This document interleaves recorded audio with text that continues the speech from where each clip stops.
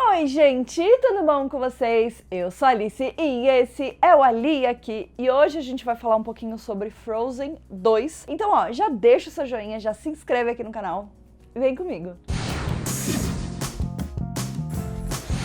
Frozen 2 já estreou em vários países do mundo. Sei que os meus fãs de Portugal já assistiram Frozen 2 porque vocês já me contaram isso. Mas aqui no Brasil o filme só estreia no dia 2 de janeiro de 2020. Isso significa que a gente tem aí um mesinho e pouquinho pra esperar a estreia do filme. Mas a gente já pode falar de algumas coisas que a gente pode esperar do Frozen 2. Eu já assisti ao filme e vou trazer a crítica pra vocês em breve, mas hoje eu vou fazer um vídeo totalmente sem spoilers de nada desse filme, então se você ainda não viu, pode assistir o vídeo sem medo, porque hoje a gente vai falar de 5 perguntas que Frozen 2 precisa responder pra gente, porque a gente precisa dessa resposta na nossa vida. Então, vai tranquilo, não tem spoiler nesse vídeo. A primeira pergunta, é claro, é o que aconteceu com os pais da Anna e da Elsa? A gente sabe que eles morreram, e a gente sabe que eles morreram num naufrágio de um navio, e isso aconteceu um pouco antes do primeiro filme de Frozen, né? Do tempo que se passa o primeiro filme de Frozen. Mas a gente não sabe exatamente pra onde eles estavam indo e qual era o objetivo dessa viagem. Dado o que a gente sabe sobre o filme e o fato de que o filme vai explorar o passado da Anna e da Elsa, isso significa que a gente potencialmente deve ver o que realmente aconteceu com os pais delas, qual era o objetivo dessa viagem que eles sofreram um acidente, né, e naufragaram e tudo mais. E claro, né, tem algumas teorias de fãs já, que vocês, né, já estão aí elaborando, tal, o pessoal cria umas coisas bem loucas. E uma dessas teorias é de que os pais delas estariam indo para o casamento da Rapunzel de Enrolados. Então, assim, claro que isso é uma dessas teorias loucas que conecta todos os filmes da Disney, mas essa teoria tem algumas coisas ali que fazem a gente achar que pode ser verdade, porque afinal, Frozen, o primeiro filme, ele foi lançado em 2013, mas o naufrágio dos pais delas acontece 3 anos antes do tempo em que o filme se passa. Isso significa que se passa em 2010, que foi o ano que Enrolados foi lançado, então foi mais ou menos o ano que rolou o casamento e tudo mais, né? Temporalmente falando, seria possível. E além disso, durante a coroação da Elsa como rainha de Arendelle, a gente vê ali muito rapidamente um frame onde uma pessoa muito parecida com a Rapunzel e com o Flynn andando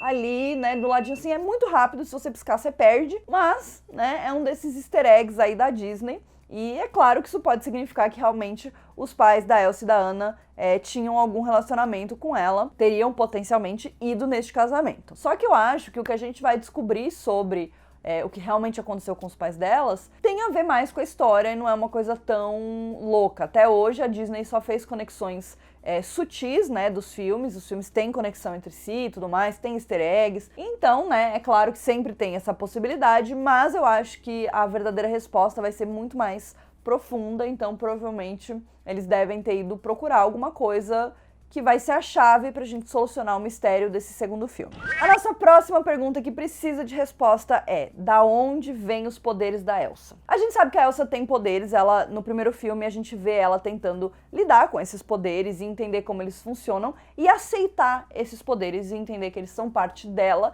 e que ela não deve se envergonhar, ela não precisa esconder isso de ninguém. Então é todo um processo, toda uma caminhada pra ela de autoaceitação, que inclusive tem metáforas lindíssimas, que a gente vai falar um pouquinho mais sobre isso mais pra frente. Nesse segundo filme, a gente sabe que ela vai abraçar ainda mais os poderes, e eu acho que aprender a controlar mais esses poderes e a entender qual é o tamanho deles de verdade, o que realmente os poderes dela são capazes de fazer e o que eles realmente significam. E isso significa também entender da onde eles vieram, por que a Elsa tem esses poderes e por que ninguém da família dela, além dela, tem poderes mágicos, nem o pai, nem a mãe e nem a irmã dela. Então eu acho que tem algumas coisas que a gente precisa entender. Isso com certeza vai ter um grande significado em relação a toda a história que a gente vai descobrir em Frozen 2.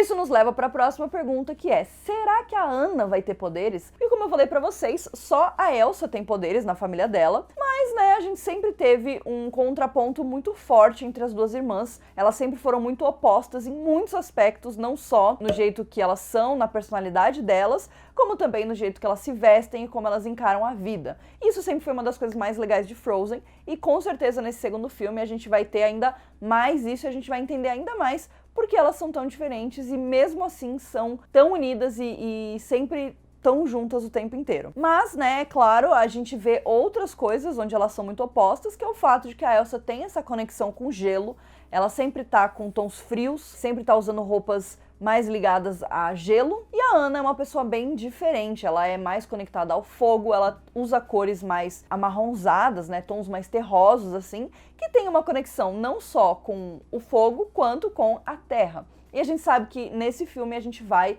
explorar os elementais da natureza, né, fogo, terra, água e ar, e, né, bom, a Anna já tem essa conexão que a gente vê visualmente, né, essa conexão com esses dois elementos, então será que a Anna vai ter poderes ou não? Acho que ia ser um desenvolvimento muito legal pro personagem e ia criar ainda mais eu acho que ia unir ainda mais as irmãs ao mesmo tempo que deixar elas muito mais fortes, juntas e separadas. E a gente sabe que a Anna, ela tá se arriscando nesse segundo filme, ela tá mostrando que ela também tem coragem, que ela também encara os desafios da vida. Então eu acho que vai ser um filme muito empoderador pra ela nesse sentido. Agora, né, o nosso próximo item, é claro que não poderia deixar de ser em relação à vida amorosa das nossas personagens. Então primeiro a gente vai falar da vida amorosa da Anna. Será que ela vai casar nesse filme? Será que vai ter finalmente o casamento dela com o Kristoff? Porque a gente sabe que durante o primeiro filme ela teve todo um desenvolvimento em relação ao que ela imaginava que era o amor, e ela descobrindo o que era realmente o amor verdadeiro, aquela coisa para a qual ela sempre sonhou em ter e sempre quis. E ela descobriu que o amor verdadeiro não era nada do que ela imaginava, e não era com o ex-namorado otário dela, mas sim com esse cara que chegou do nada e surpreendeu ela de todas as formas, que é o Kristoff. E aí que a Anna, ela é essa garota sonhadora, romântica, que com certeza sonha em se casar e pensa nesse futuro que ela pode ter, e pensa muito no futuro, né, e no que ela pode, como ela pode viver os próximos anos da vida dela. Então o casamento é uma pauta que é importante, a gente sabe que o casamento vai ser importante na história, mas a gente ainda não sabe em que momento esse pedido vai acontecer, se é que vai acontecer mesmo, ou se vai ser só um questionamento que tanto a Anna quanto o Kristoff vão ter durante esse filme. Será que eles vão casar? Será que eles não vão casar? Será que eles estão prontos para casar? Eles entendem tudo que eles estão abrindo mão e tudo que eles estão ganhando ao se comprometer um com o outro para todo sempre? Então eu acho que vai ser uma forma muito diferente de explorar o casamento em um filme de princesas da Disney. Eu acho que isso vai ser muito legal e eu tô bem animada, independente se eles já forem casar no começo do filme, se eles forem casar no final do filme, se eles não forem casar ou só discutirem a questão do casamento, mas eles precisam responder. Será que a Anna vai dizer sim pro Kristoff ou não? E claro, a nossa última pergunta tem a ver com os relacionamentos amorosos da Elsa ou a falta deles. Então lá no primeiro filme de 2013, a Elsa se tornou uma figura muito importante para a comunidade LGBTQ+.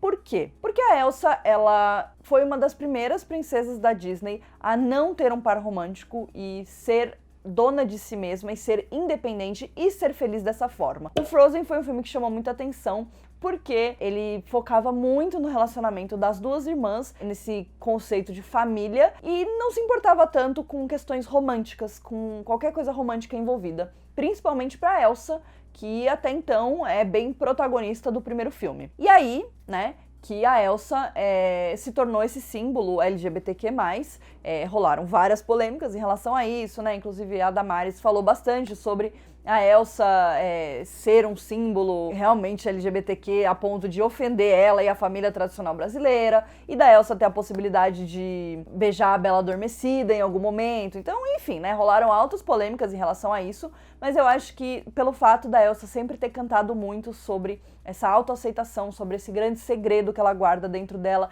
e que ela acha que as pessoas não vão entender, as pessoas da comunidade LGBTQ que sempre tiveram que sempre tem questões sobre se assumir, sobre sair do armário, sobre aceitar quem é de verdade, e isso sempre foi muito forte. Obviamente se identificaram muito com a Elsa como personagem, ela se tornou esse ícone, e o maior presente que a Disney poderia dar seria dar uma namorada pra Elsa e transformar ela na primeira princesa lésbica, ou enfim, LGBTQ da Disney. Seria um passo maravilhoso que a Disney daria em direção ao melhor caminho de todos, mas a gente não sabe, né, se a Disney realmente vai ter culhões de fazer isso, se a Disney realmente vai enfrentar a sociedade, porque querendo ou não, ainda tem muitas famílias tradicionais que gostam da Disney, que apoiam a Disney e que com certeza seriam muito contra e seriam muito opostas a tudo isso. Então eu não sei se a Disney iria tão longe. Seria incrível, é óbvio, se introduzissem uma personagem que poderia ter um relacionamento romântico com a Elsa, mas ao mesmo tempo eu também acho que seria legal se eles continuassem mantendo ela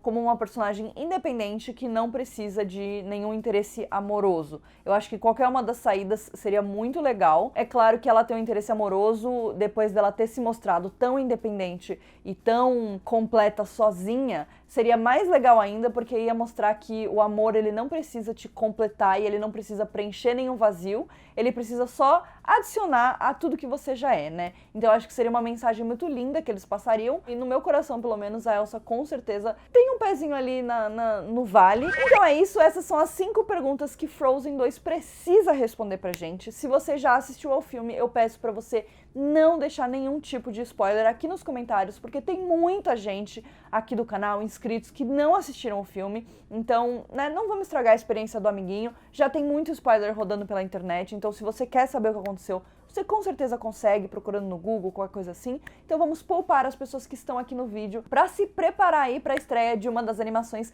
mais aguardadas, né, desse ano e do ano que vem. E a gente se vê então no próximo vídeo. Tchau!